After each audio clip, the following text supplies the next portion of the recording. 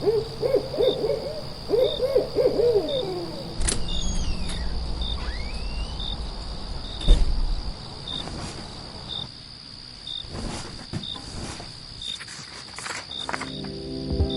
listeners, you're listening to the Midnight Readers podcast. Grab some tea, a midnight snack, and cuddle up in bed as we dive deep into today's most popular fantasies, sci-fi, and mysteries. We're your hosts. I'm Lily.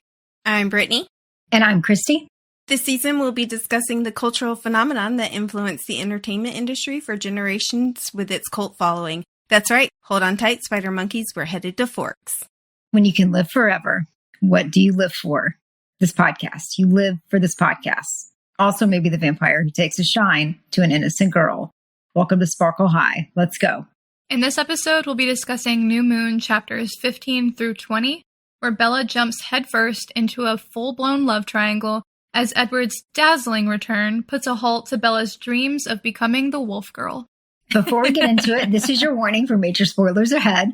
This includes potentially all Twilight materials, including the movies, interviews, and companion books. We're also avid fans of the Moss universe and might accidentally let spoilers slip for other popular romantasy book series as well.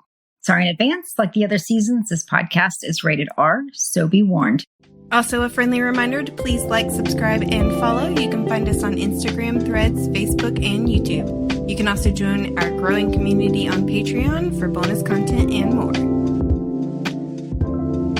Last we left off, Bella had just been introduced to the LaPush pack, and we had learned the story of Sam and Emily and Leah. And honestly, despite the sad story that is, I was in a state of bliss. You know, I could have stopped there. I could have stopped the whole book, been happy, never read the rest of these again, and then lived in a world of Delulu. However, yes. That's not how this goes. That's not how this goes. And sadly, we're about to enter the part where I start to hate Jacob a little bit, you know? And I hate that for me and for the rest of us.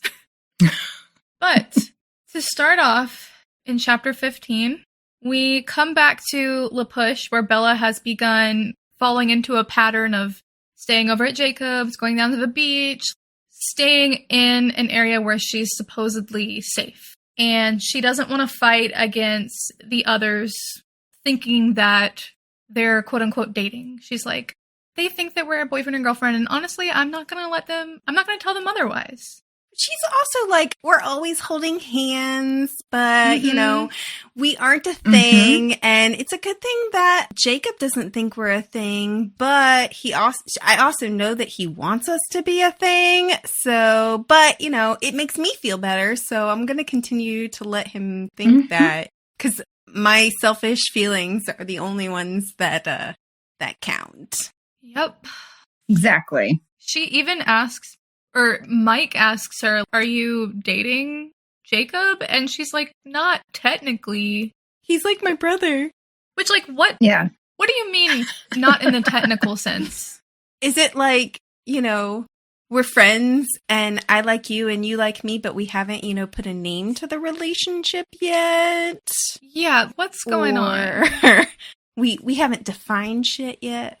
And I kind of have to agree with Mike. He says something along the lines of, girls are cruel. Yeah. Girls are cruel. And not that I think all girls are cruel, but I think boys can be cruel too. Sure. People are cruel. Absolutely. But in this moment, Bella is being kind of cruel. Yeah. Oh, yeah. Absolutely. Absolutely. Absolutely she is. Especially because she knows what she's doing and she's just like, it's fine. Yeah. It'd be one thing if you did not realize that Jacob had feelings. And you're accidentally leading him on because you're unaware, which happens. It's happened to me. But she is like fully accepting of the fact that he likes her, he wants the relationship, and she's like, brother, but also here, I don't hold hands with my brother.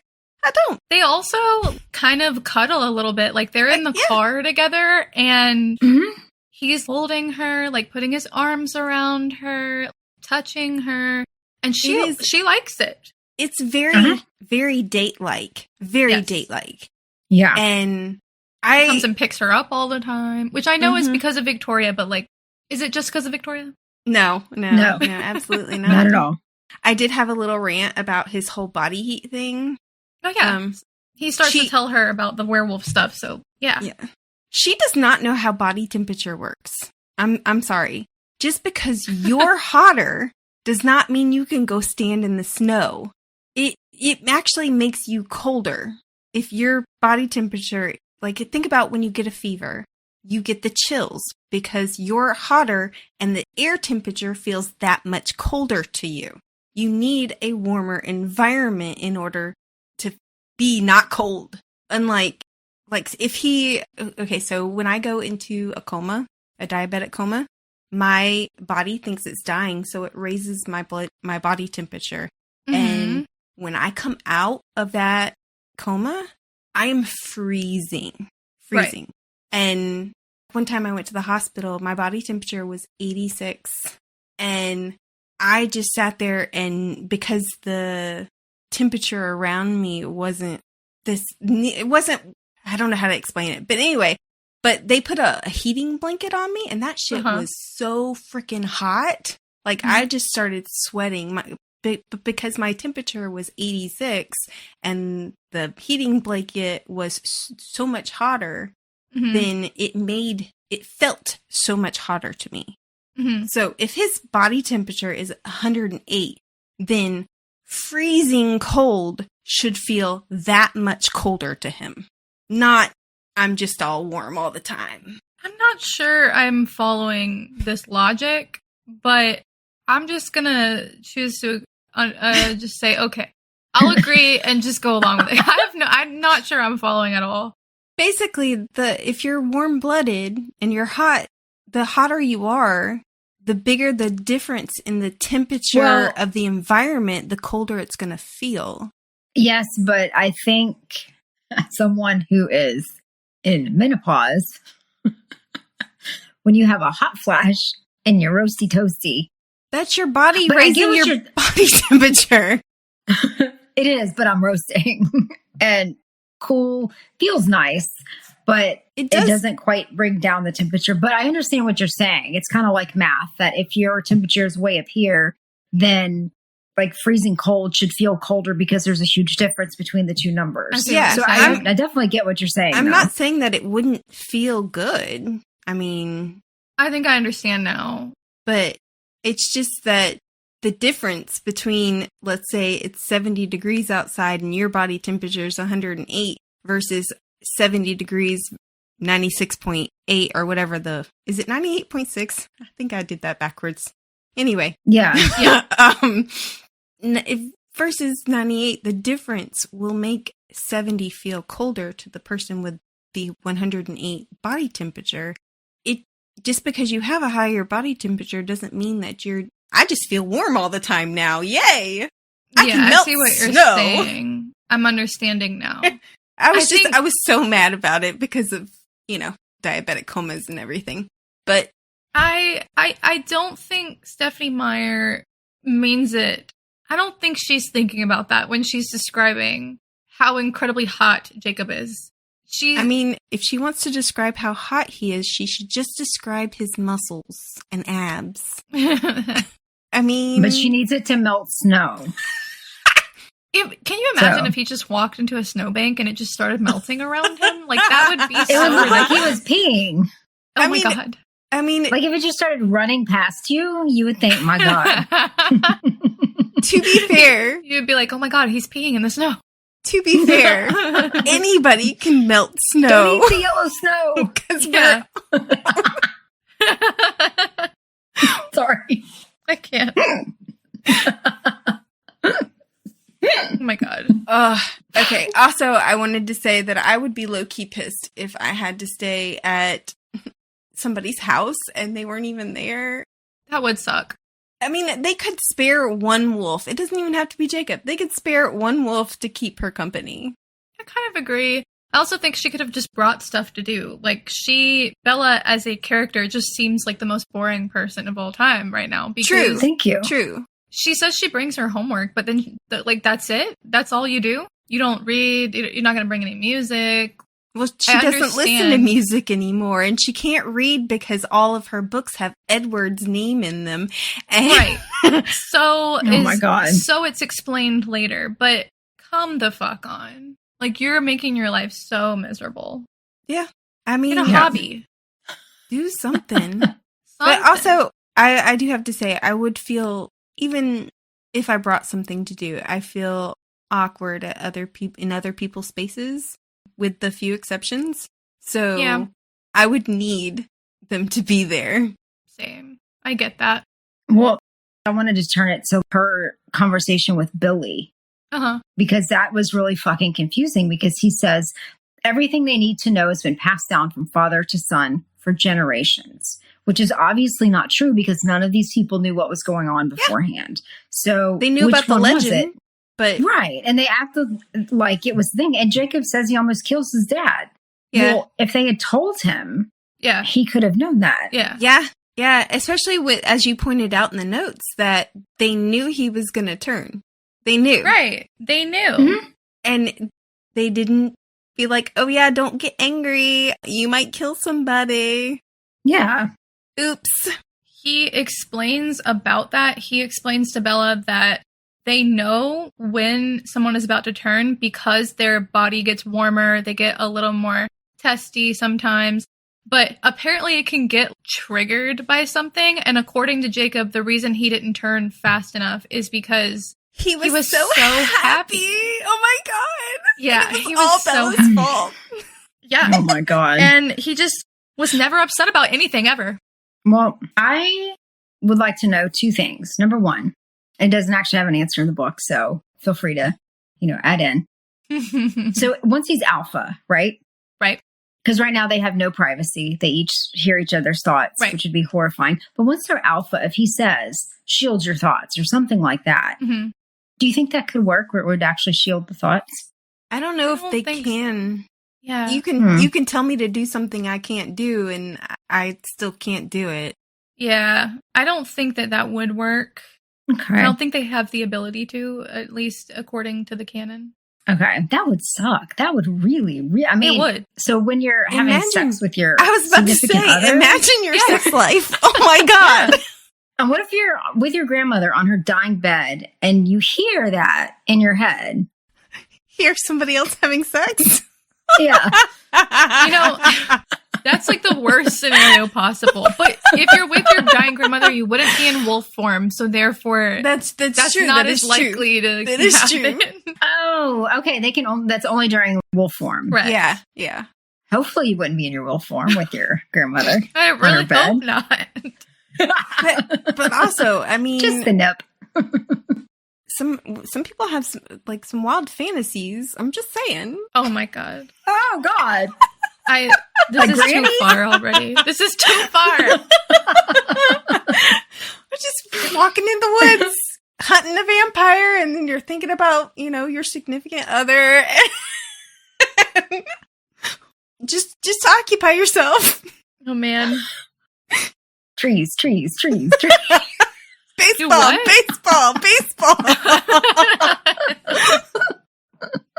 Oh my God. But on a serious note, because this was the other thing I wanted to ask too. Jacob says for Ephraim and Quill, we're in the last pack. Yeah. And that makes it sound like there were other packs. Also, weren't they the first pack? No. Right. I thought they were. There's 3 generations before them, I think. So the last pack with Ephraim and Quill the third, I think, were the third pack, because Quill the first is the first pack. Okay, so it's still the same family. Yes, they all have to be descended from the original 3, which is the Atieras, the Yulis, and the Blacks, I believe. Yeah. Okay. So that was my question. I think there's 3 generations before them of packs. I could be mistaken. They might be the 3rd generation, and I could have that mixed up. But were there just 3 in each pack? No, it's just that I think the original pack had 3 of the original elders. And so, okay. Yeah. I would have to look back over it. I did all of that research last week, and now I did a brain dump, and it's gone now. So, but I'd be happy to look back at the illustrated guide and figure that out. But I have to look again. Speaking of last week, if you missed it last week, we had this wonderful sentence that Lily found and put in the notes, and I could not stop thinking about it. And so in this chapter, there were 2 instances. One was, I twitched as the pain lashed around the edges of the hole. Jesus Christ, not this again. Not the hole. And I was like, you were texting me afterwards about the hole. Because I was literally just walking around my house. I'm in the middle of taking a sip of Dr. Pepper, and it popped into my head, and I spewed that shit everywhere. And then my parents were like, "Are you okay?" Oh my god. But the other one was, the hole had been festering. Ew. I was like, girl, go to the doctor, please. Please. Go see an OGBYN, please. See, you need doctor help. You need medical help, girl. She does. And the hole had been festering lately, like it was getting revenge for all the times that Jacob's presence had tamed her. She can't even get it out. She can't even fucking say the whole quote, guys. The edges burned. Oh my god. Oh god. I wish Edward could read that. Well, no, I mean, apparently in the end, he fills the hole so thoroughly that it just disappears. I bet Edward doesn't make the edges burn. Ew, guys.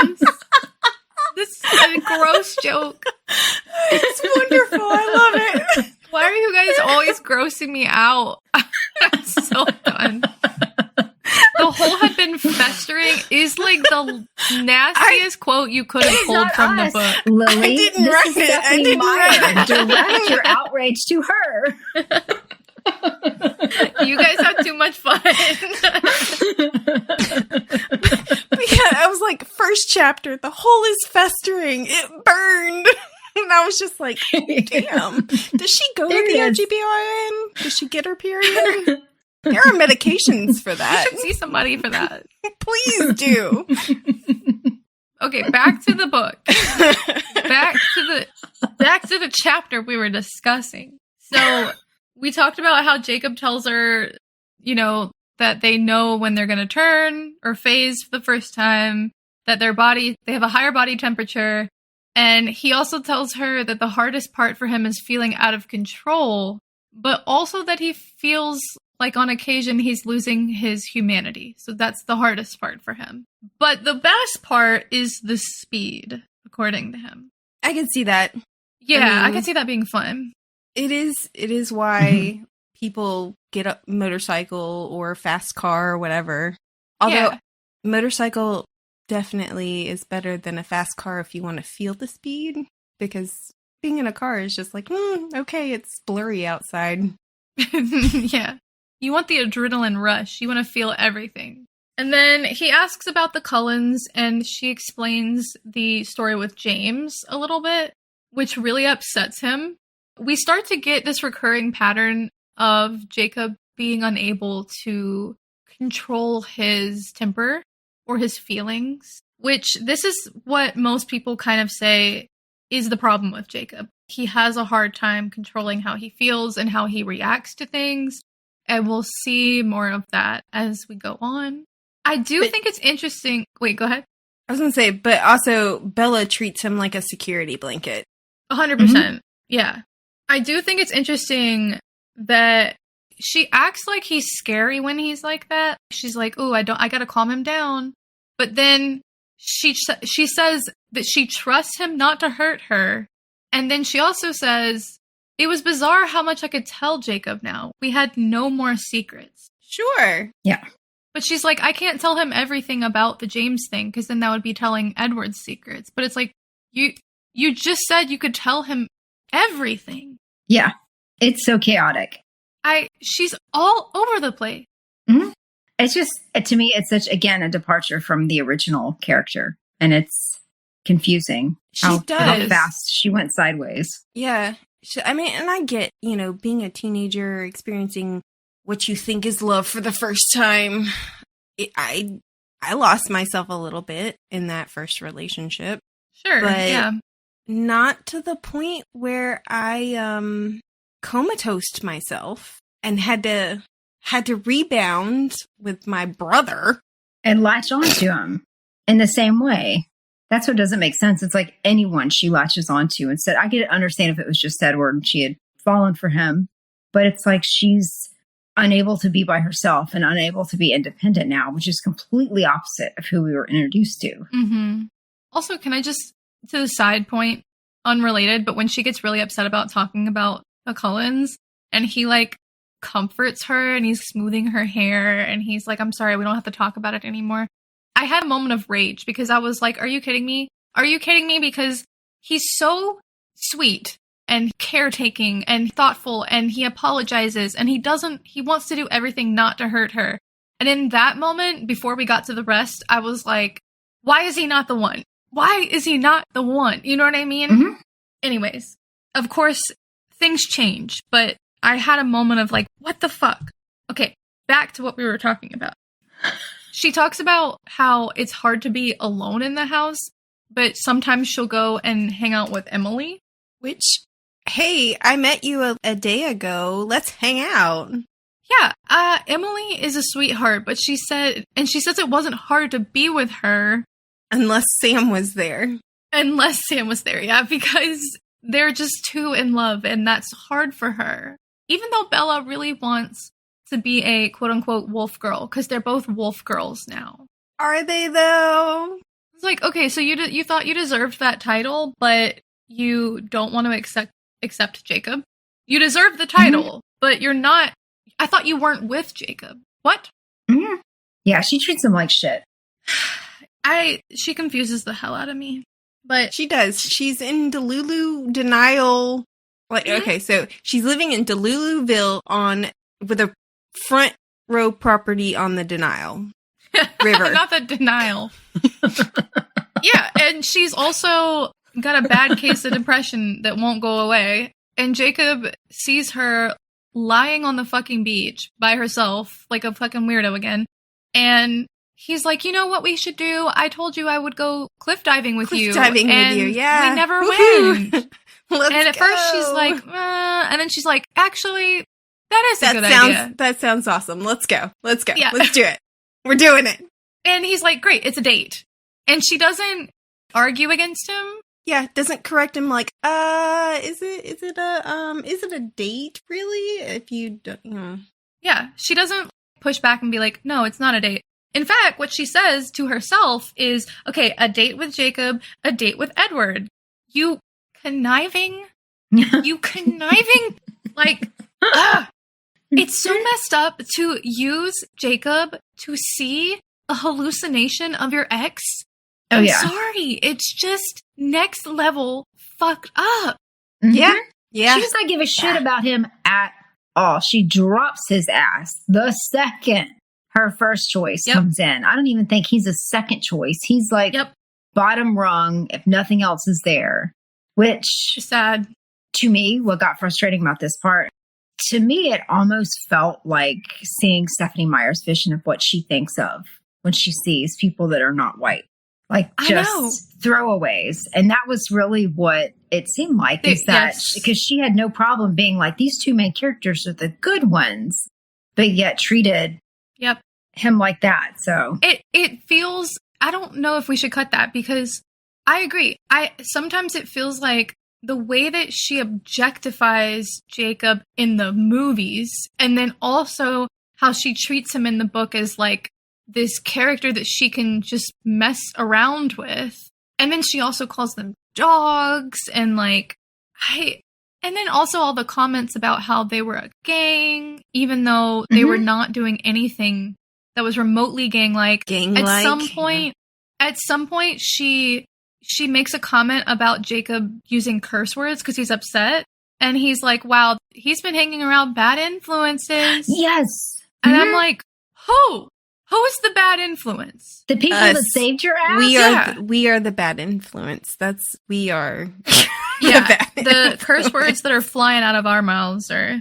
probably the bad influence. Okay, sorry. I'm going to have a weird little rant about cussing. They're words. They taught us as kids, sticks and stones may break my bones, but words will never hurt me. And yes, they do hurt. And yes, they should be used wisely. But also... a curse word is not going to end your life. No. And you know what? There are people out there in certain cultures where if you call your friend a bitch, then they're like, oh, thanks, hun. I think that's more America, though. Because I know when we went over to Edinburgh, Scotland, and I warned my dad. I was like, cussing is not the same over here that it is in America. And so we go into this church, and these like little old ladies are just fuck this and fucking that. Like, see? That's amazing. Nothing wrong with it, yeah. Well, I think honestly, cuss words in America are like, I know that they're the same as other places or whatever, but have you ever noticed that they all revolve around body parts and like bodily functions? Piss, damn, fuck, shit. And then there's also damn, hell, the religious ones. But I always thought that it was weird. Well, it was all the cuss words revolve around sex and bodily functions. Because those religion. Are the things that are vulgar. Those are vulgar things. But I think that is why people don't want to say them, is because they revolve around things that are considered taboo. And I think as people who don't give a shit about stuff like that, that's one of the reasons we don't care. You know? It's part of your body. It's something you have to do. How is it taboo to poop? Everybody poops. There's even a book about it. Yeah. There you go. I'm just saying that, and maybe it's going too far to say that it's a part of her feelings towards Native Americans, but I really feel like they're like a tool for her to use. And everything that is good to Stephenie Meyer has been written into the Cullens. Yes. And she idolizes them despite the messed up things that they do. Whereas Jacob, who I think really started off with the best intentions, becomes a warped figure of hyper-masculinity, overprotection, aggression. Everything you don't want to associate with a man. All the red flags. Yes. Aggression, like he can't control his emotions. He's scary, like he's controlling. Big. Controlling, exactly. And while Edward obviously exhibits a lot of stuff like that, controlling, as we've talked about, it is not treated the same way in the books. So I totally agree with you, Christy. Oh, I remember what I was going to say earlier. When you said that she told Jacob that she was not afraid of him or whatever, and then she kind of acts afraid of him. Yeah. And like, oh, I need to calm you down. And she's sitting there like, they murdered a person in front of me, but they're vampires. It's okay. They're nice. Right. Like, Right? Yeah. Yep. She treats them entirely differently. Mm-hmm. I've never been afraid of Edward. Never. Never. It's almost like she thinks that dying by a vampire's hand is like something she's comfortable with. But if something happened with Jacob, then that's more monstrous, like more If a vampire just, gives you a little nip, then you're going to turn into a vampire. But, if you die by a werewolf, you're going to be mauled. Right. Which is just so bad to Bella. Yeah. Which, I don't know. I was like reflecting on one of the reasons that I really like the werewolves in the books. And I think it's because, I think I mentioned this. I don't remember if I said this last episode. You guys can tell me. But even though Sam hurts Emily and is kind of seen as this representation of how a man can like fly off the handle, quote unquote. You know what I mean? I think that's how we're supposed to look at them, is like, oh, he can't control himself. Even though there's that, and there's this representation of them being brutish. I never saw it that way. I always saw the pack as like this family dynamic that was like really comfortable around each other, and they were able to make mistakes near each other and like move past it. Yeah. Yeah, it's a common thing for werewolves. Think about the Mercy Thompson series. Yeah. Adam is constantly like trying to keep control, and his daughter is hurt one day and he loses it. Right. And Mercy just is like, okay, yeah, it's fine. I know I know how to tame him. And I also don't idolize a man's need to be overprotective. You know what I mean? Like the ones that are like, I'm gonna kill you if you hurt my daughter, stuff like that. I'm not idolizing that either. But I think I really like the family dynamic of it. Well, but Sam hurt her by accident because he wasn't prepared for what was happening, and he was having to figure it out on his own. So it wasn't like that was his personality coming out and him doing something, unlike Edward, who just actively chooses to be a douche. Yeah, I know. I agree with you. I agree. I just wonder if the intent behind the Emily, Leah, Sam story is that we're supposed to get this idea that he's not a good guy. Like, he's supposed to be representative of that kind of guy, but I don't think that's the case. To discredit him. Yeah. But I don't think that's the case. I'm just saying I always loved their dynamic and the whole pack thing, and a lot of people don't. Yes. I don't know. Really? See, I loved them. Yeah. I like my vampires. Favorite. I love vampires, but I also love werewolves. Same. I think about them and I just want to cuddle so bad. I know, right?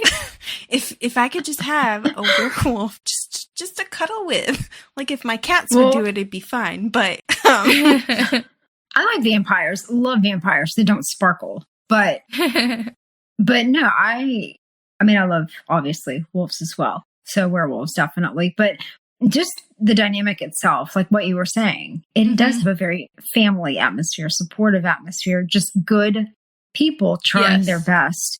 That will fail and try again, which is what you want. Right. So, yeah. I'm just saying it's so much better to cuddle with a wolf than it is to cuddle with a marble statue. I'm just saying. Dude, always. When she runs to hug Alice and she's like, it felt like slamming into a marble wall. I was like, great. What? That's what I wanted. I wish she'd knocked herself out. That would have been funny. Literally, like. That's what I want to feel when I go, because I have had those moments where I've seen somebody I haven't seen in a really long time, and I just run over and hit them kind of hard with my hug. But no, I don't want to be knocked out. No. I don't like hugs as it is. And she's running to the person that left her. Yeah. And didn't tell her nothing, just completely ditched her and left her on her own. And she ditches the guy that stood by her. Yep. And was there for her. Yep. For that. As much as I like Alice, that was still shitty on Bella's part.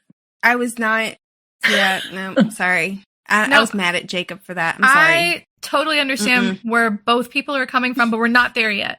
I want us to have a time. I want us to have a moment to fully talk about that. So hold on. Let's get back to the story, and then we can get there. So Bella decides to take it upon herself, and she doesn't want to wait for Jacob, and she decides she's going to cliff dive by herself so that she can see Edward, because it's been too long since she's hallucinated. Yeah. So I have done something similar to cliff diving, but not actual cliff diving because it wasn't that high. But it was scary. And if I didn't have people there, I could not have done it. It's just reckless. It is. It is. Yeah. I was terrified I was going to hit the bottom or break my neck. And just having people there gave me the courage to do it. Just FYI for anyone who wants to do something like cliff diving, you should have people with you. Or like if you want to jump off a bridge for fun, like into the ocean or something. When I was sorry. If you want to jump off a bridge. Like don't do that. Let's refine that. Like when I was in Spain, there was a region of the beach where people would jump into the ocean because it was high enough that it was fun, but the problem is that there was rocks everywhere, and so it was really dangerous.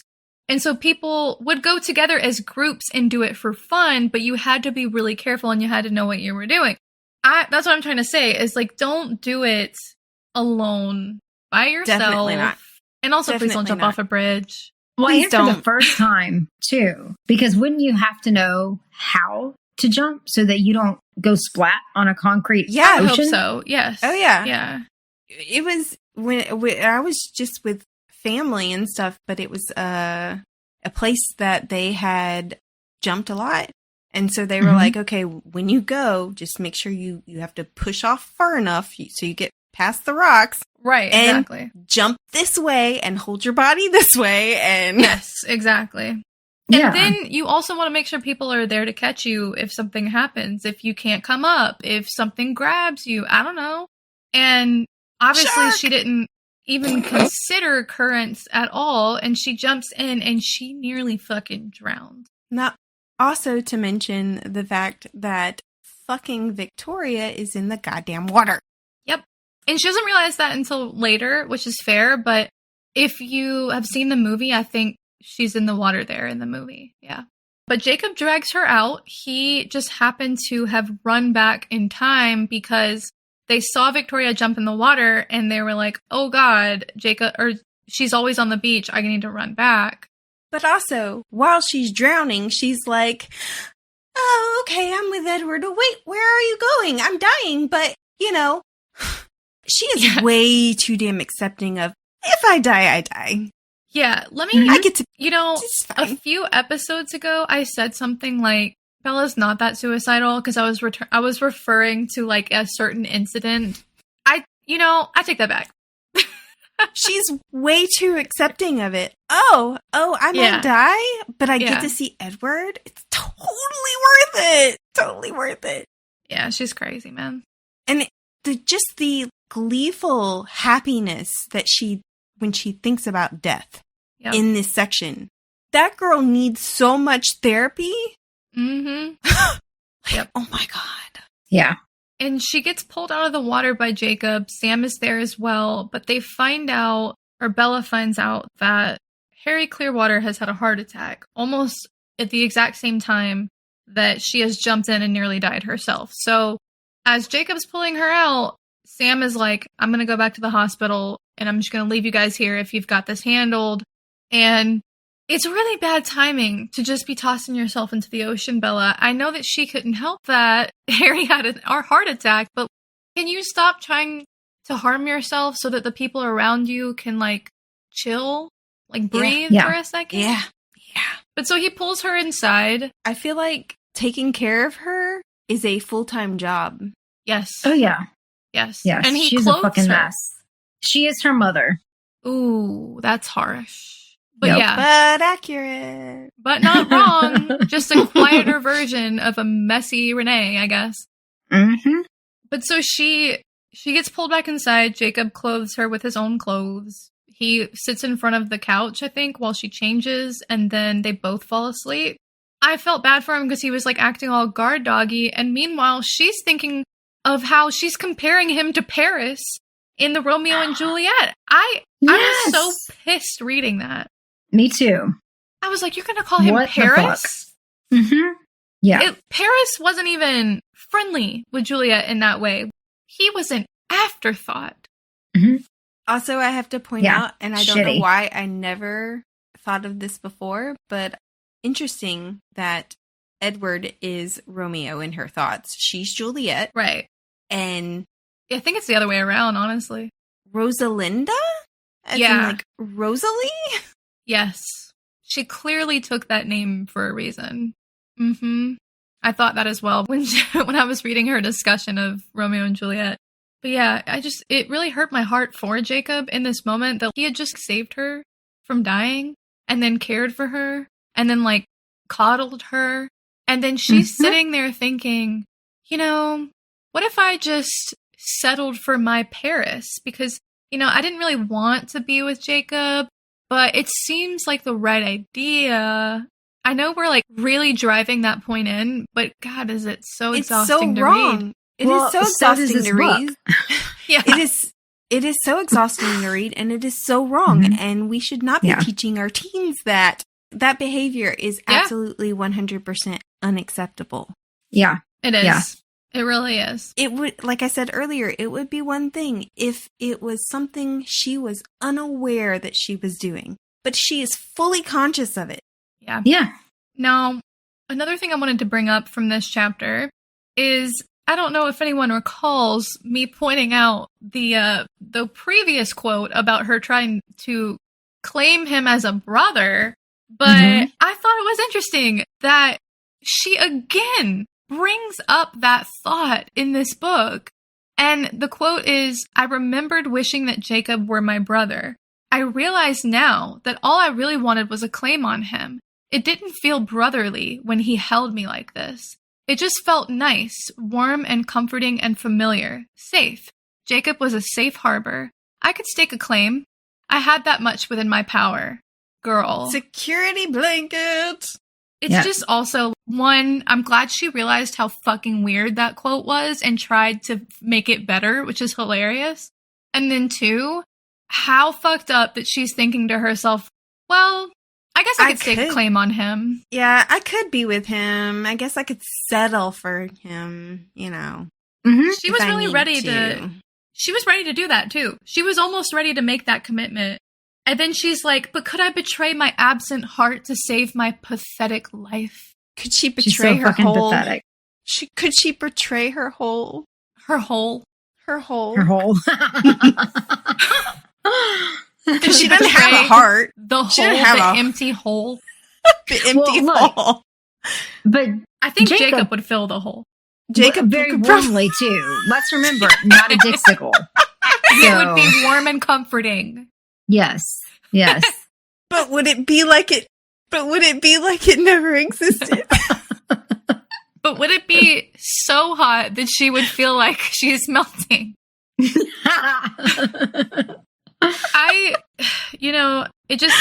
This whole fucking section was pissing me off. I'm not gonna lie. This whole section was just making me so mad. It was awful.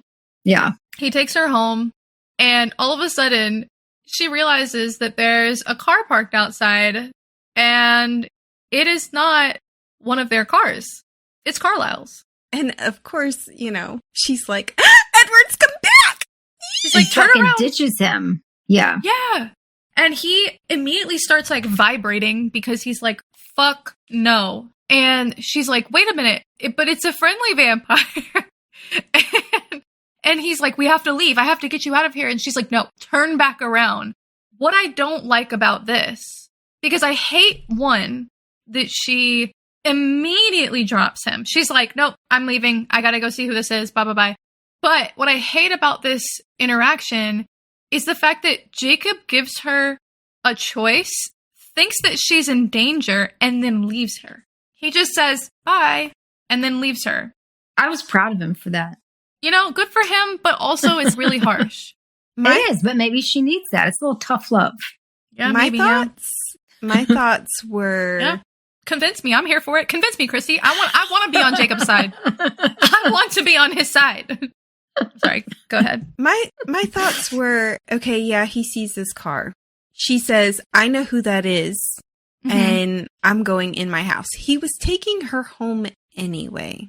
So I never saw it as him ditching her. It was just, he decided to go all protective mode the way Edward did when he was kidnapping her when James first did it, and she told Edward to turn around too. That was my feelings about it. I don't know if I necessarily think of it as him leaving her in the way that Edward did. What I interpreted was, in this moment, he said he thinks there's a threat. And so even though she's telling him, oh, it's probably one of the Cullens, it's fine, he still sees it as a threat. And he's like, you have to make a decision, right? But when she makes the decision, he gets mad about it.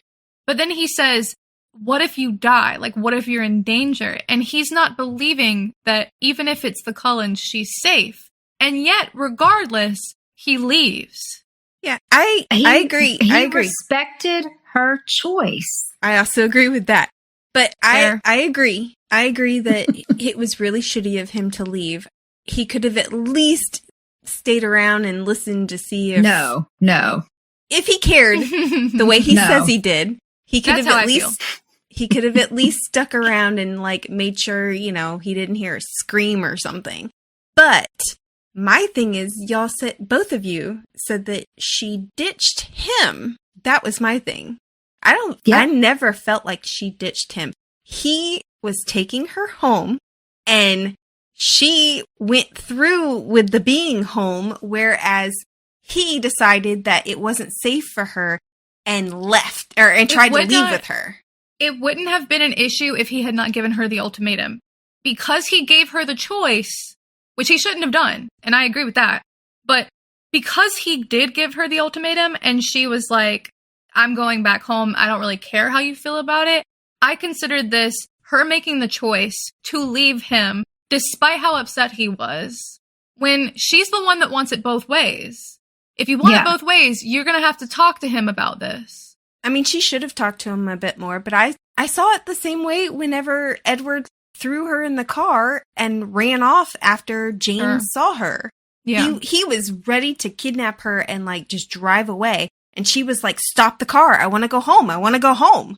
I think I see all sides of this because I feel like that makes sense. But also I'm on the same side that they're both being difficult here. You know what I mean? Like she's leaving when she should be talking to him. He's giving her ultimatums when he shouldn't be. Definitely not. That pissed me the fuck off. Yeah. And then at the same time, I do appreciate the point that Christy made, which is that he was respecting her decision. Yes. And I do appreciate that. Yeah. Yes. I don't think, like, again, if he wants to say that he cares about her, he could have stuck around and whatever. But also, you know, she made her decision clear. I had no problem with him driving off either. Yeah. Yeah. But to me, she ditched him in the fact that she was like, okay, yeah, I'm done with you. That's it. You know, she, in her mind even, she was completely done with him because now better choices here. And I was proud of him because through all of this, I really wanted him to ditch her. Yeah. Because she is acting like an ass and he deserves better. And he does. So when he held that line and was like, if you do this, that's your choice. And is he a little bit angry? Yes, but he's still getting used to being the wolf. So I'm going to give him a little bit of leeway on that. But he did basically say, I respect your choice. You can go. And I'm going to trust that you know what you're doing. So I was very proud of him. That is not how I read it. Not how I read it. I kind of agree with you as well, Christy, because on one hand, I think even when I read it before and when I read it now, I always give him the benefit of the doubt because in some ways he can't control his anger and his feelings. And that I understand. Like that is something he has trouble with. But at the same time, I think I didn't want him to leave her just yet. I think that in the third book, when he is really pining after her, is when I'm like, ditch her ass. You know what I mean? Like, I'm like, leave her now. But I think in this moment when they're still quite close and they still have that really fresh bond, I felt like it upset me that he left her then, I think. See, I guess so. If you were dating somebody who had dated someone before and maybe they talked about him a lot and you felt somewhat of a threat from them. Yeah. And then your significant other saw that person and just took off running for them. Yeah, that'd be awful. Oh my God. Wouldn't you kind of be like, and we're done? Yeah, that'd be awful. Again, to be fair, they are not in a relationship. They are. They are not. Technically. You cannot say you're in a relationship until you've had that conversation. I've had that happen to me where somebody just decided that I was their girlfriend and I had no say in it. Okay, they're walking around holding hands, spending all their time together, cuddling. We were friends. In a relationship. It might not be at the same level of like full boyfriend and girlfriend, but there is some sort of relationship there. Agreed. Yeah, there is a relationship, but not a romantic one. And yes, she is leading him on. Yes, there are feelings and whatnot, but officially, they are not in a relationship. So again, with the whole, if I'm hanging out with a friend who I'm denially in love with, and I saw the person I thought I was in love with, I would go to them. I'm sorry. it's not ditching them unless they make it about ditching them. Because But he told her that he felt that way about her. I still see both sides. Let's say this. Jacob has very strong feelings about vampires that are generalized, and all vampires are evil to him. They're all disgusting, and he thinks that they're all threats and that they shouldn't exist at all. I will give this to Bella. She is very understanding and open and accepting of, okay, oh, you're a vampire? Oh, that's cool. Oh, you're a werewolf? Okay, that's cool. Yeah. But I have had friends who did not like each other. And I will not let them badmouth my other friend to me. And if you're gonna be the one that sits there and says, okay, you got to choose. It's either her or, me. Yeah, then that's a problem. I'm gonna choose the one who didn't make me choose. I understand that. I do get that, and that makes sense. And I don't understand why Jacob and Alice, Alice is a little bit more understanding than Jacob, in my opinion, because she was like, I'll just go. Yeah. Why? No, she calls him a dog. She does, but She's a twat to him. As much as I like Alice. But I do to like be Alice. To be fair, that is a common thing in werewolf books. It is, but that doesn't mean it's okay. It's not okay. It's not okay. It's used derogatorily, and therefore it's enough to be a problem. But they're both assholes to each other. Like, they both suck. Yes. They are. But Alice was like, I'll leave so you can have time with Jacob. And Bella's like, but why she's can't doing you? it because she can't be there in the same room with him. She says that she doesn't want to be in the room with him. That's not a good idea. But so she doesn't feels the say same way about him. She doesn't say, well, you either have to choose him or me. No, she doesn't. She That's doesn't my make her point. choose, but she certainly is not willing to be together in the same room. It's not you can't say. And I don't understand. Like, Bella is very much like, why don't you? This is her one good point in this section. Why can't you both just get along? Yeah. Come together out of love for me. Yeah. But and that's fair. At the same time, I do for both sides. There are probably certain triggers there that, as a vampire, that certain things would be triggered in you when you're around a werewolf. And for a werewolf, certain things would be triggered in you when you're around a vampire. And that would be really hard to get past. I know Maybe eventually so. they do. But initially, that would be really difficult. And especially for Jacob, who is so new to being a werewolf, that would be very hard to deal with that, plus all the other changes he's going through. I understand that. I mean, I do. I agree. It is probably hard for him, but I don't think it excuses it. I had anger issues as a kid. I had to learn to control it. And I think you still have anger issues. Every time I lost my temper, I have all this built up feelings and stuff, but it's still my fault what I did. Yeah, I agree with that. I agree, especially on Jacob's part, because that's why he comes and apologizes to her, because he knows it is on him. Yeah, but it really irked me that he was like, it's her or me. Yeah, that is messed up. He does it again later, too. And he gets all mad because she chooses her. Like, okay, I haven't seen this friend in a while, but so I'm going to go in my house. Jacob should know better. Yeah. He should know that she's going to choose the Colons. Yes, he should, sadly. And she would choose Rosalie over him, I think. I would hope. Ooh. I would really, really hope that if I love Rosalie, I'm not bad-mouthing her. No, but that says something. But it says something. I agree. I don't think she would choose Rosalie over Jacob. But anyway, I would hope that if Alice presented the same thing to Bella, where she was like, it's either me or him, I would hope that she would choose Jacob, because no friend who makes you choose is a good friend, in my opinion. I might be a little biased, but I lost a best friend because she couldn't handle the fact that her fiance had a friend who was a girl. Well, it's true that he doesn't have her feelings and interest at heart if he makes her pick like that. Yeah.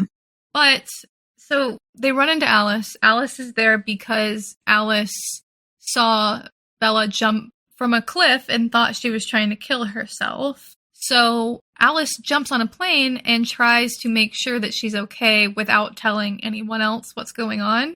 This kind of backfires. I'm going to skip over the bit a little bit where Alice just talks to Charlie. Basically just... They're all buddy-buddy. Yeah, they like each other. They just kind of talk to each other about how fucked up Bella's been. I think it's funny that Charlie is low-key freaking out that Edward's coming back. Yeah. This is what I meant by, like, Charlie starts to not like Edward the first time that she runs off, but then when he leaves, Charlie's like, fuck that guy. Is he coming back? I don't want to see him. Mm-hmm. That would be a problem. Good for Charlie. Yeah.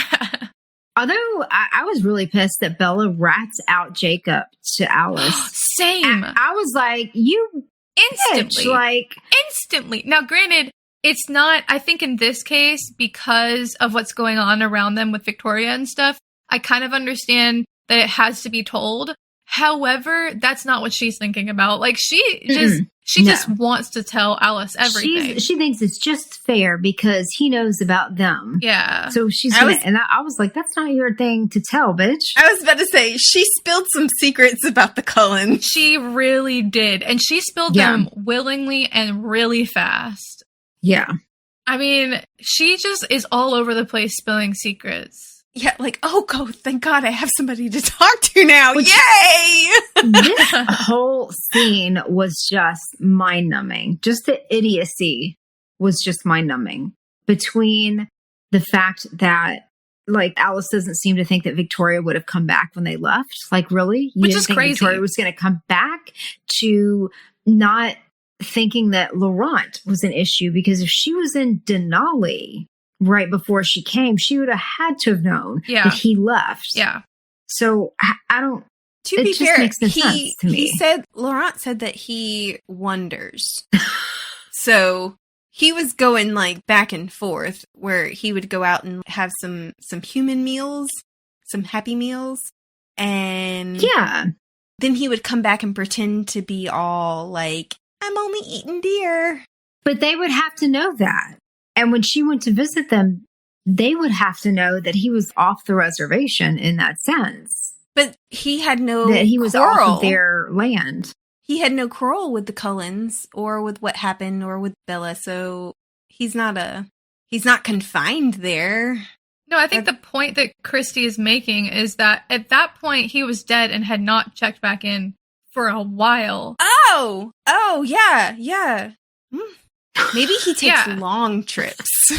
I don't know. Alice was in Denali when she got that vision, so she was there with them. Yeah, and his absence should have been a big flag. But also Alice should have been able to see how he died. Well, actually, no, because she doesn't see the werewolves.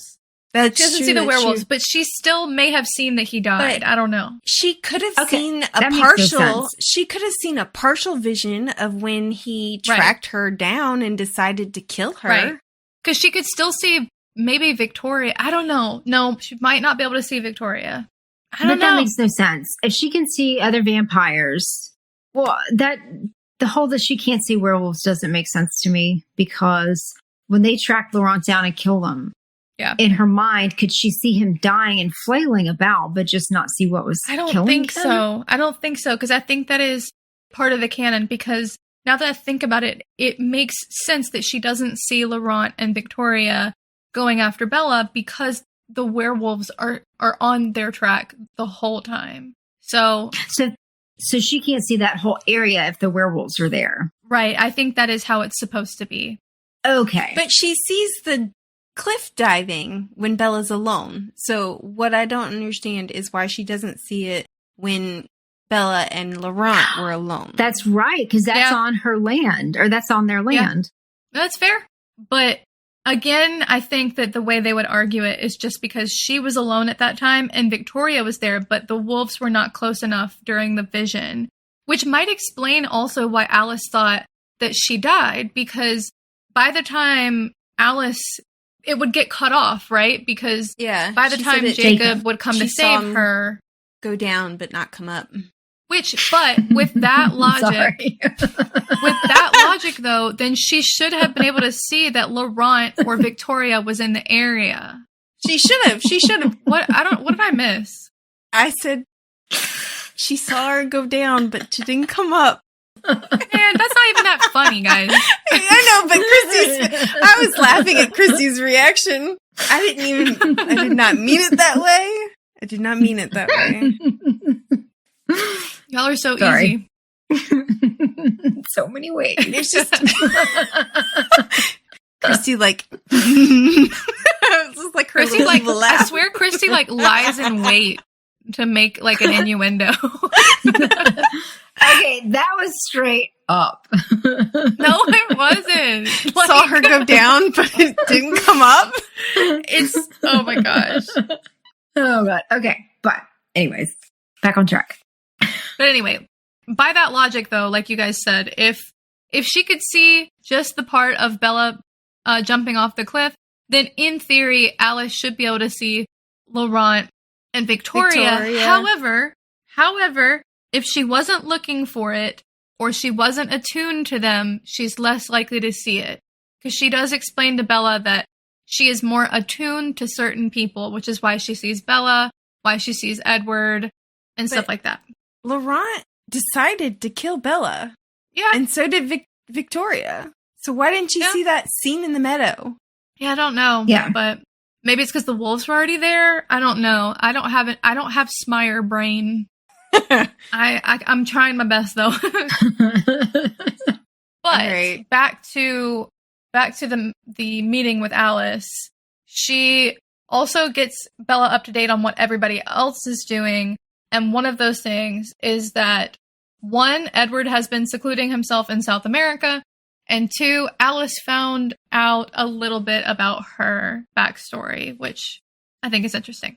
She has a sister / niece, or she had a sister, and now she has a niece, grandniece. Yes. And that her niece is still alive, but her sister has passed. Also, Alice at some point is like, okay, well, you're fine. I'm going to leave. The worst part about this chapter is Bella's like, please don't leave. Come back. Please. She literally you're going to come back. Grabs her collar and is like hyperventilating. She's like, oh my God, please don't go anywhere. Please don't leave me. Mm-hmm. And that's not even exaggerating, by the way. That's in the book. And yeah, it's, honestly, doesn't Alice not have anything better to do than sit around and watch Bella clean the house? Yeah. What else is she going to do? It was very, like, I didn't write very much notes on this whole section because it was just kind of like, okay, boring. And then Jacob shows up and tries to kiss her. Oh, the best scene in New Moon, you mean? The best scene from the movie where he leans in and he's like, stay with me, but he says it in like Quiute.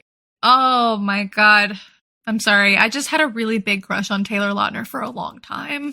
And it shows. The whole time I was reading that scene, I was like, I see it in my mind's eye. Kiss him. I was like, do it. I will say, if he would have answered my phone and not let me talk to the person on there, I would have kicked him in the balls and kicked him out of my house. I'm sorry. Yeah, that was a mess. But did he keep her from, because it sounded like she was kind of out of it and like, oh gosh, and he just answered the phone. Not that he was refusing to give it to her, right? So what's crazy about that scene to me is if this happened in real life and a guy did that, you know, like, because we were in the moment, if we were just having a moment, he did it to answer it and then put the phone back, I wouldn't have been upset about it. What upsets me is afterward, whenever she finds out who it is and he's like, well, it was fine. Like, he tries to say that he didn't know and that it didn't ask for you is the craziest response he could have given. Didn't ask for you. I knew who it was. It was Dr. Cullen. He knew. And that's the messed up part. Now, if it had just been anybody and he had just answered the phone and then just, you know, finished the sentence and then put it back on the phone thing, I would not have been upset about that. But because it is the Cullens and he knows better, and then he tries to say, well, they didn't ask for you. Okay, fuck right off. I feel like, though, But doesn't she, after he says he's not here, she's like, well, who is it? Give it here. Yeah. And you hand somebody's phone over to that person. I'm sorry. I'm also sensitive about my phone, just so you know. but did he not answer it? Because I may have read it wrong. Because when I read it, it felt like he answered it because she was being all, oh gosh, oh no. He answered it because he was in the middle of almost kissing her. Yes. They answered it because they were both in a trance-like state because they were about to kiss each other. And I think if you think about it, and if you like put yourself in this situation, if you're trapped behind a guy and he's literally leaning in to kiss you, and then you hear the phone ring, I would not be trying to answer the phone, okay? But That's a ding against Jacob then. yes. If he had just, I had a little rant in the notes. If he had just kissed her and then they had just started making out and left the phone there, all would have been well. If he had just kissed her and they had figured their shit out. Yeah. Although- okay, so minus a point for Jacob. I don't know if all would have been really that well, but I just mean things would have happened differently. Maybe Edward would have called Alice next. Yes. Instead of trying to call the residents. And why the fuck would he call Also, there? what the fuck was he talking? That's what was he thinking? Yeah, I'm gonna call and say, hey, my sister had this vision of your daughter dying. Is she okay? Yeah. What? Because if she's dead, Charlie would be mourning. What kind of asshole does that?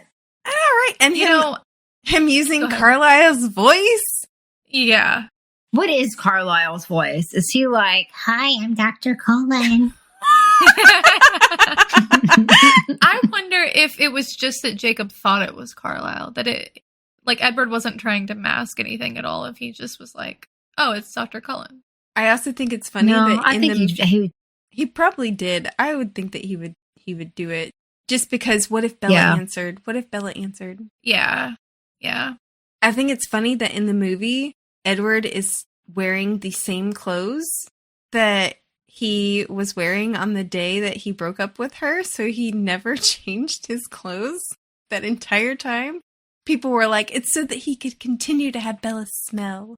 Oh, Jesus Christ. At some point, Lord. that shit is gone and you change your clothes. Well, now she smells like werewolf, so he's gonna hate that. Yeah. Now, I guess we can kind of fast forward a little bit. Obviously, Bella decides that she's gonna leave Charlie right after his best friend died. Nice. And she's gonna go with Alice all the way to Italy. I'm surprised she had a passport. I am. Same. But also, can a child get on, like a minor, not a child, I mean, she's 17 or whatever, but can a minor Yes. get they on can. a plane without parent Yeah, they permission? can. That seems Yeah, I think like there's a 16-year. I think you have to be 16. I understand getting on a plane without a parent, but shouldn't you have your parent drop you off and your parent say, yeah, this is okay? Otherwise, kids be getting kidnapped and taken everywhere. Yeah, the airline's not going to check that. I don't remember how old Lennon was when she visited me, but she flew to Tennessee to visit me like years ago when I was in grad school, and she came by herself. So, and she was not an adult. And I can even see the domestic flying too being okay, but then she going overseas. They may assume Alice, though, is her adult person. Could Alice, who's 18 or 17, however old she's stuck know. looking like. Alice dazzled them into letting her get on the plane, obviously. Yeah. I just feel like there's a flaw in the system, okay? If you think that's the only flaw here, then that's okay. That's your issue. That's just I think there's lots of flaws in the system. I think that this is the flaw that we're talking about. Yes. But to your point, it is kind of crazy that she has a passport. But they do get there, and they carjack a yellow Porsche, which always with the thievery. Yeah, especially thieving. car thievery. I always pronounced it. I think it's thefting when I was younger. So I always just use that now. The horror, the terror, the but carjacking. The carjacking is insane. The carjacking is insane. How many cars have they stolen at this point in the series? 4 or 5, maybe? Also, you know what really got me was the $1,000 bill that she gives to this random Italian man. Because what do you mean? Is that a real thing? They stopped circulating in 1969. Oh my God, you looked it up. I did. I mean, I'm glad somebody did. They stopped circulating. I'm glad someone did. In 1969. They had Grover Cleveland, DeWitt Clinton, and somebody else. I wrote it in the notes. Okay, if they stopped circulating, then does that mean they're not valid currency? Or can they still be used as currency? They're valid currency, but so in 1969, if you took a $1,000 bill to the bank, they would put it in your bank account and then take that bill out of circulation. And see. I got you. I got what you're saying. But if they started doing that in 1969, I feel like by 2006. So she's had a $1,000 bill for like 40 or 50 years. I was going to say, I think by 2006, they should all probably be out of circulation except for in some rare collections. Right. Which apparently the Cullens, they probably have a handful of them, let's be honest. Yeah, I am picturing this yellow Porsche as Canary most unsubtle car ever. Honestly, in the movie, the yellow car that she drives is the most beautiful car. Ever since I was a little kid, I have always liked yellow cars. I think that they're so cool. The yellow Porsche is my idea of what I would probably get myself if I had a sports car. And I'm not a car girl. I would get the canary yellow Porsche for sure. Alice has good taste. But they drive this extremely conspicuous car down the middle of this really small Italian road, which European roads are not the best place to be driving. Also, it's also St. Marcus Day, so it's also a holiday and a festival. Of course it is. Freaking Marcus.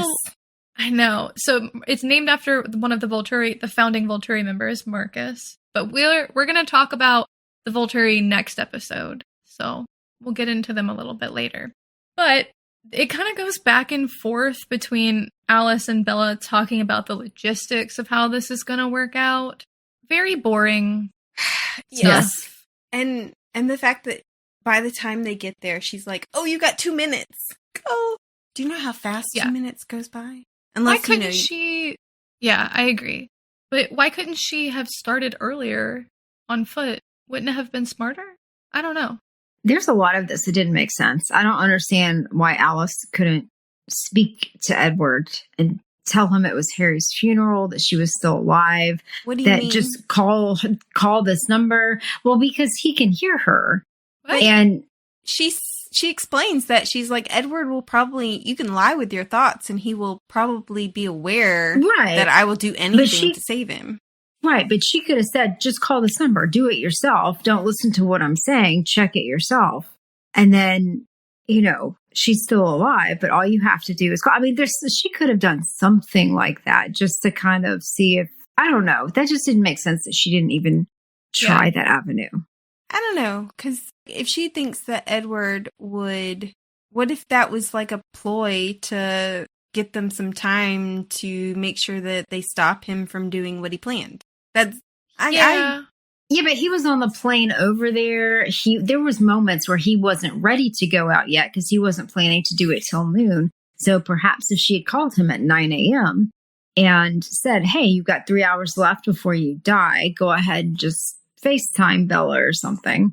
They did not have FaceTime back then. I can't remember. I don't know. Well, something like that. he also ditched his phone. She did try to call him. I know, but mentally, he could be like, "Hey, well, they pick can't up the phone." Talk to each other from miles away. That far away. The reason she stopped where she did was because she was like, "Okay, this is as far as I can go." Yeah, he won't hear me coming if I stay here. Yeah. Okay. It's like there's a distance limit. We don't know what that distance limit is, but he can't hear her from like across the ocean or whatever. Okay. Well, then fair enough. Although I do think you did make a good point, though, that she could have attempted some things. But I do think that had she attempted to, like, go ahead and... What, Brittany? I just had a thought. Does Aro have a phone or Marcus? She could have called them and been like, put Edward on the phone. Actually, that would have been a really good idea because they didn't want him to die. And she could have said, I'll bring Bella to you and him. Just tell him to wait. Oh, gosh. Yeah. I think the way that they logicked it out made sense to me. The fact that she was like, he might see it as a threat because if he hears me, then he might think the others are nearby and that we're going to keep him from killing himself and, stuff like that. So I do kind of understand, but I do think it is ridiculous that Bella had to come all the way to Italy to save this man who is really not, I don't know if he's worth saving. No, he's not. I don't know if he is worth saving. Also, he's not. The description of her running down that road and then like through the fountain and like over these people and like red everywhere, it's red and everything. I think they did a good job in the movie, really accurately depicting that. I did have a question though. That one little girl did see Edward glittering. Yes. So didn't he technically break the law? I guess. And then he was like, I didn't do anything wrong. Nope. I mean, I wonder if later the Volturi are going to say that, because we haven't read that part yet. So I wonder if the Volturi are going to be like, well, you already you broke the law. I can't remember this part at all. This is kind of new. I think he does get in trouble for revealing himself to Bella, so. Yeah, he does. That's why they get into that big fight, because they're like, she has to die, or... Yeah. Although I am laughing because all of Brittany's chapter 20 is about Felix.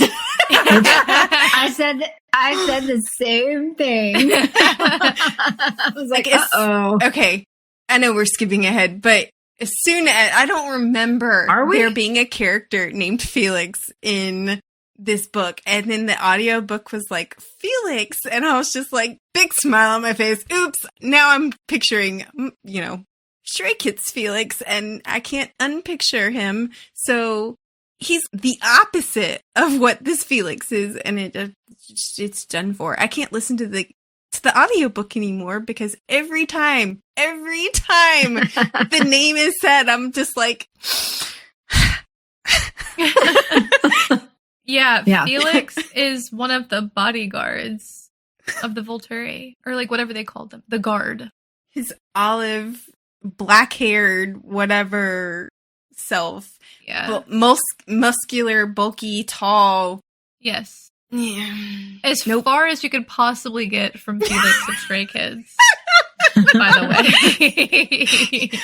But Felix you know what? probably looks closer to the young Jane, the Botticelli angel looking Jane. Which is what I was like. She has this sentence where it's like, at first it was, I thought it was a young boy or something like that. I think I miswrote it. But the newcomer was as tiny as Alice with lank, pale brown hair trimmed short.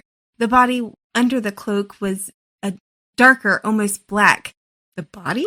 Anyway, was slim and androgynous with the face, but the face was too pretty for a boy. And I was like, what the fuck? Has she never seen Felix? You've never seen a beautiful boy. Are you kidding me? Her gender issues are coming into play. I love beautiful men. I love beautiful men. So, I mean, I married one. So.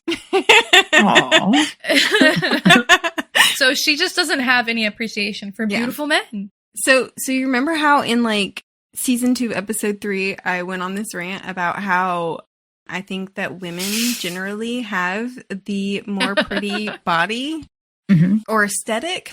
Yeah, Are you ready to eat your words? I'm starting to rethink, but Felix makes me rethink everything. So, oh my god, as someone who is attracted to both genders, the people who fall in a weird spectrum of in between, like the androgyny of it all, I love those people. They are so beautiful to me. I'm like, you have the best of both worlds. Yes. So yes, I'm right there with you. But back to the book. Let's close this up. Let's discuss real quick her meeting with Edward once again. She slams into him. After he doesn't hear her. Into him. And he's definitely in denial that she's there. He thought he died. That was quick. Yeah. They work fast. He was like, wow, Carlisle was right. I have a soul. I have a soul. Woohoo. He also melodramatically quotes Romeo in this moment. And I was like, are you fucking kidding me right now? He hates Romeo and Juliet. Exactly. Yes. I love that Brittany just metaphorically flipped off Edward, because that's how I felt in the moment. I was like, wait, did you do the forward or the backward? I did this one.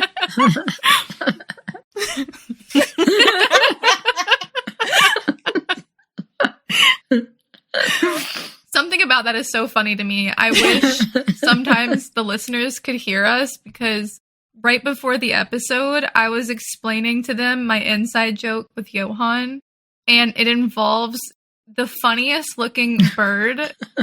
It's putting them forward on your hands. Anyways. And apparently I cannot do it on my left hand. Because you fold your little fingers into like a little ball when you do it. I'm like straight. But you could flip it. Just flip it. Flip it. Yeah. Yeah, there. Just turn it around. Whoop, there it goes. This has been lessons on flipping the bird. Oh, man. That's like a 1, 2, 1, 2. Okay. Anyways, she runs into Edward. And he thinks he's hallucinating. And she's like, Edward, I'm right here. Stop trying to kill yourself. And he's like, Bella, hello. What does he say to her? Doesn't he try to get her to safety? And it's like, really? Well, he still thinks he's hallucinating for a minute until Felix and Dimitri show up. And then he kind of goes into protection mode. I can't hear that name anymore. It's over. I'm sorry. He's going to bounce her against the wall. What's he going to do? Just stand there with his ass out and they're not going to notice? With his ass out. He only took his shirt off. Yeah, he's only shirtless. He's not naked. Also, in the movie, they put a giant heavy robe on him. Please cover up, sir. Yeah. Please. Yeah. Yeah, no, that didn't happen here. Not that I remember. No, he's just heavenly and naked in Bella's eyes, half from the waist up. But he tries to convince Dimitri and Felix to leave them alone. It kind of goes south pretty fast. And then Jane shows up and she's like, that's enough. We're not going to talk about this anymore. We're not going to argue. And they all immediately capitulate, which Jane is one of the most terrifying of the Volturi, in my opinion. Same. I think she's way scarier than Arrow and Marcus and Caius. Arrow can, read my thoughts. Good luck muddling through that shit. She can, make me feel lots and lots of pain, which, daily basis. But, it's definitely because she's a child. Yeah, it's definitely because she's a child that it's creepier, in my opinion. Also, if that is what her best human quality came forward as a gift or whatever. Yeah. Psycho. It makes you wonder, what does give them their powers? Who was she before? Because her brother, I can't remember if it's her brother or her twin. Twin brother. It's her twin? Mm-hmm. Okay. Yeah. Yeah, he's also fucked up. Mm-hmm. Yeah. Yeah. So, I can't. But he has none of them seem powers. like powers that you would get as your best he's the shadow daddy of this series. Sorry. Shut up. Oh my God. Sorry, I just had that thought. What were you saying, Christy? I interrupted you and I'm so sorry. But that just blew my mind. Oh my gosh. Yeah. Well, mine was just that same concept. But yeah, it makes no sense that would be the best human qualities, because otherwise Edward's, was a gossip? Because he can hear everybody's thoughts? It doesn't make any sense. I think she wrote that early on and it didn't follow the thread. Yeah, she's not good with consistency. Yeah. Sometimes. No. The logic is not logicking, but that's okay. That's okay. We're still going to read these books and be like, what the fuck, at every turn. Edward just likes lots of tea. Apparently, Aro too. Yeah. But they get taken under the city. Through a hole. Through a hole. Thank you, Christy. After Bella's like, the hole in my heart is like it never existed. And she's scared to go into the hole. She is. And she does. It's a dark hole. It's a dark, long hole. Yeah. It's a long hole. Yeah. But Alice is waiting on the other side. Alice's arms are in the hole waiting. Yeah, in the hole. She's deep in the hole. Ew. Lily's like, damn it. But I mean, man. at least after this section, are you regretting choosing this book, Lily? At least after this not section, one bit. At least after this section, there is no more hole because Edward filled it. Oh my god! So there might be more holes. There's a different hole. This will be probably the last of the holes. I don't know. I think she's got a lot of holes. There's lots of holes. Yeah. There's lots of losing it. I do think this is where I start to lose my affection for Jacob, and I know that in Eclipse I start to like Edward more. Not more than Jacob necessarily, but I like him more than in the previous two books. So I wonder, next week we're going to finish New Moon, which is going to be rough for me because I fucking hate the end of this book, to be honest. But I do like Eclipse a lot, so I'm excited to get to it because there's so much drama and interest in Eclipse. So I'm excited. Okay. Yeah. We got to talk about the Volturi first, though. So we're going to get to that next week. And then we're going to be flung headfirst into a completely new world. Yeah. Yep. As far as the Volturi go, though, real quick, Alice does mention that they bring their food in. Yeah. Yet they're going basically down the sewer in order to get to wherever they are. So how are they bringing their food in? Because in the movie, they're just escorted in. Come this way.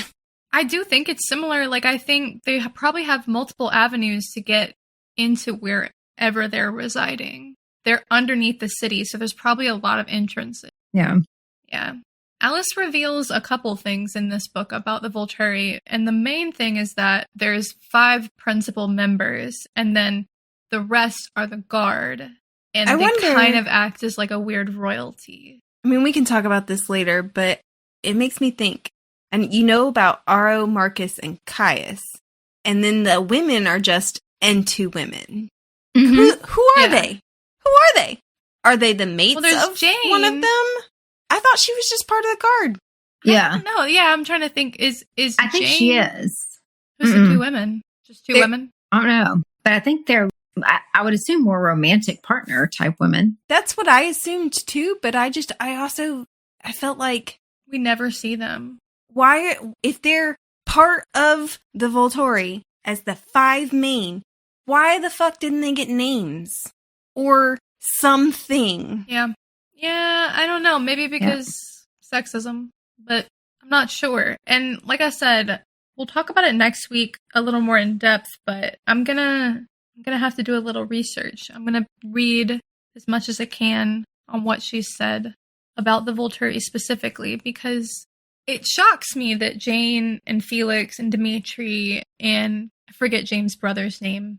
Alec, thank you. It shocks me that they're not a part of the official Volturi, you know? Yeah. I think they are, because they said some of the guard are permanent. Like they are there and they're part of that group. And then some just go interchangeably. And so I think they are the permanent part of the guard. But they're the guard. They're not the Volturi, though. They're not the family. They're servants. They're servants. Yeah. Which is what I don't it's kind of understand. Aren't they, though? Aren't they really more the servants that they just send out to do the dirty work? Yes, they are. It just confused me when I read it, because I was like, oh, I never really thought of them as just the guard. Weapons. I guess. Yeah. just the weapons. I wonder. Because they're scary. Yeah. Yeah. I wonder Although how I much more totally we're going to see. Totally forgot about Felix. And I feel like Dimitri is a name that I shouldn't have forgotten because every vampire book generally has a Dimitri or something, a Damien, but I forgot about him too. I love that name. I love too. the name Dimitri. Anyways, should I close us out? Do we have any other thoughts we want to bring up? I thought it was interesting that you put that all the action is at the end of the book again, as you pointed out in the notes. Yep. We were how long into the book before the actual plot came in? Mm-hmm. Yeah. I mean, I guess her relationship with Jacob is part of the plot, but it doesn't feel that way sometimes. A lot of this section was very much like, I'm cleaning the house. I'm doing my homework. Yes. I'm doing this. I'm walking the beach. I'm on the plane going to Europe. I'm sitting in the car on the way to Italy. Even the scenes where something is happening felt redundant. Boring. Somehow. Yes. Yeah. Oh my God. And the constant cycling of the, am I gonna accept Jacob? Am I gonna claim Jacob? Am I gonna try to be with Jacob? But we hold hands. We're friends, but he wants to be in a relationship. Should I give in? Oh my God. But I would be betraying myself if I let Jacob be my boyfriend. Then his whole thought process of, what did he say? Or what did she say? Something to the effect of that, is Jacob going to be there for her once the Cullens leave again? Yeah. Like, once she's done with that, is he then going to be there for her? And I was like, are you fucking kidding me? Yeah, that's pretty fucked up because it's very clear that she doesn't really care about Jacob. She cares that he's there for her. Yeah. When she wants. Oh, yeah. Yes. I put it in there where when he was off, hunting Victoria, she was like, nothing bad will happen to him because I won't be able to function without him. And I have to believe that. But, if something does happen to him, it might be because I violated some unknown rule, crossed some line that condemned me. If something happens to him. Yeah. Uh-huh. The eye roll that just came out of me. Just, oh my God. I was like, are you fucking kidding me? This is the third season that we've had somebody who literally is like, you can't die because that would hurt me. Yeah. It's infuriating. Why do these characters exist? Why do we continue to read them? I don't know. I'm sorry I picked this book. I'm sorry I've done this. I'm sorry I've done this to you guys. We're going to pick something crazier next season anyway. So, in fact, if anyone has suggestions on what we should read for next season, we are open to suggestions. We have some ideas, but we're open. We'd love some recommendations. What do you want to hear? But we can end the episode there. We hope that you'll join us for the next episode, and we're going to be discussing New Moon chapters 21 through the epilogue. New episodes drop each week, and don't forget to check out last season's discussion on the Empyrean series, available now. Please remember to like, subscribe, and follow us on social media. That like and follow are super important for us to continue to bring you new episodes each week, so please, please, please do so. You can also support us by joining us on Patreon. Thank you for listening to the Midnight Raiders podcast. We'll see you next week. Happy reading, listeners. Don't stay up too late.